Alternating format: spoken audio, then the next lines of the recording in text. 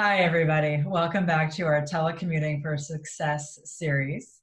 I'm here with Dr. Megan Mansfield today, and she has some really useful tips for how do we get ourselves out of the way when it comes to working from home. And one of the things I was just sharing with Megan is I really just want to do all the housework and sit on my sofa and watch TV. I'm not used to working from home. I'm very used to my commute time, listening to a bunch of crazy 80s music, and then walking into the office and putting on my work hat. And I don't have that option anymore. And I'm sure that many of you don't either. And guess what? I was never a good work from home person to begin with. So I wanted to tap on Megan's shoulder and say, Dr. Mansfield, help me. And yes, we're recording this for the viewers, but seriously, help me. I need help.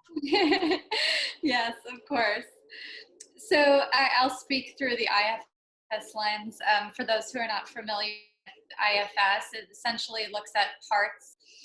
So if you ever thought, well, part of me wants to be really ambitious and get this work done, and part of me just wants to lay on the couch, you're familiar with the idea of parts.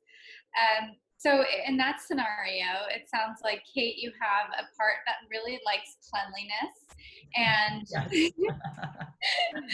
and getting to organize the home and making it feel just, right out of living spaces, kind of a control. That's my control part, I think. That might be called. Yes. Okay.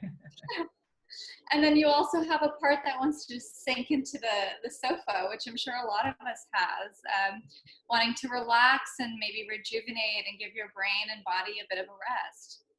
So what's important is to know these things about you, and you do, right? So I'd encourage for those who are shifting into the home at work or work at home situation to be really cognizant of what does your brain associate with home.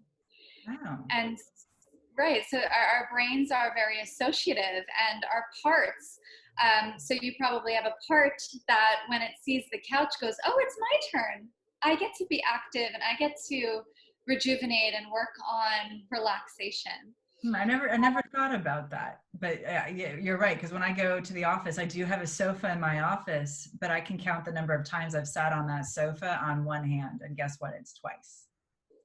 Right.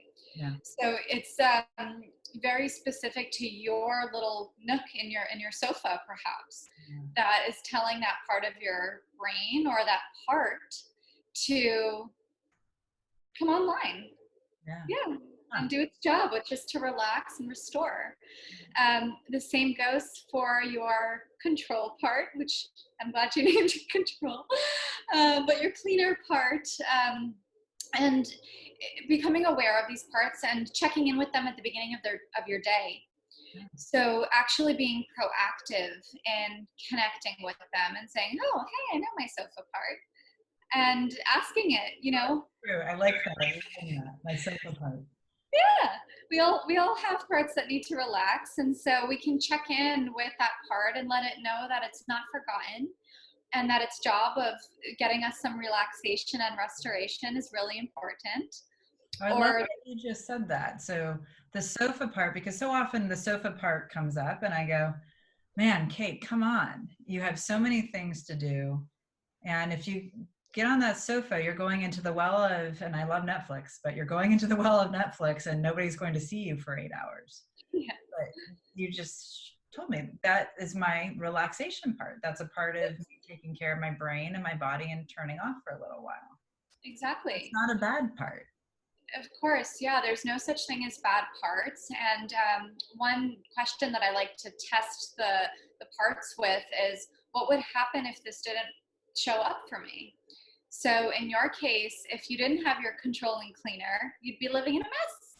And if you didn't have your sofa part, you would probably not be as sharp as you always are, because you're not getting that relaxation and restoration.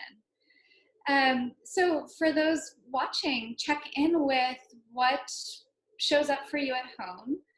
Recognize that those behaviors, those feelings are very normal and in most cases actually really beneficial.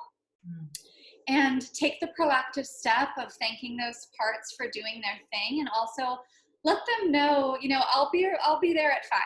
We can have our sofa time at 5, or we Schedule can, it. So yeah, that's schedule. something we've been talking a lot in this series, is the extreme importance of structure and scheduling. Yes. And so this is why having that dedicated at-home workstation might be really important, because then the worker bee part gets to show up. Yeah, And then when you leave that space, then for me, sofa part can show up absolutely. and not Yeah. cross-pollinate, so to speak. But Yes, I love that languaging. And I think you're also adding a bit of a transition.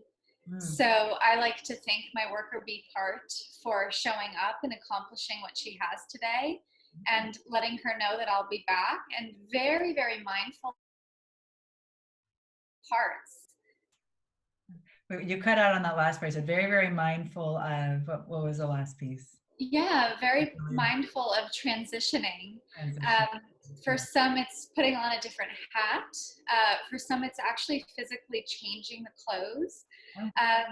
For some, listening to closing time, so that part, your working part, knows it's time to wrap up work, and really intentionally reconnecting with that part that shows up for you at the end of the day to connect, restore, rejuvenate. Wonderful. So this ties back into one of the earlier videos in this series, of that idea of getting up in the morning, taking your shower, put on your clothes. I had a call with a patient this morning, and we said, at least get out of your nighttime jammies and put on your daytime jammies.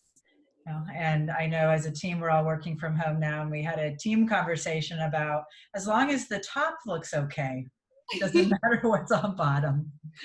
It's just giving your brain that idea of, okay, now we are in worker bee mode or in workspace mode. So this is so wonderful, Megan. Thank you so much. Are there any last tips you would add to this? I know we'll do a couple. We're going to be interviewing you quite a bit because you have a brilliant brain, and you have transitioned. I mean, even your workspace environment at home is just so on point. So I can't wait to spend more time with you on this topic. But any final considerations on this idea of transitioning and being in relationship with these specific parts?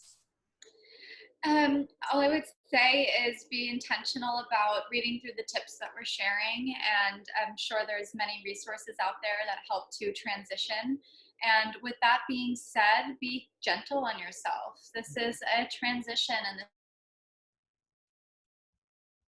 And it's so and it's going important. to take Yeah, some time, and that's okay. yeah, Yeah, yeah. patience. Well, thank you so much. Of course, my pleasure. Yeah, Megan is trained in internal family systems, as well as the havening work that we do and several other techniques, but she's really a masterful practitioner with IFS and getting to know all of our internal parts. And so if you'd like to do some deeper work with her, just give us a call. You can find her. She'll also be co-hosting a regular free community support group on Wednesdays at lunchtime, 12:30.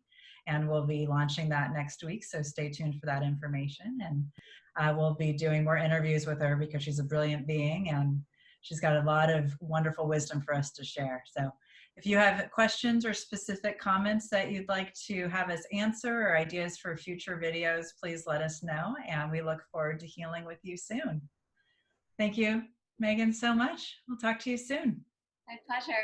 Bye-bye.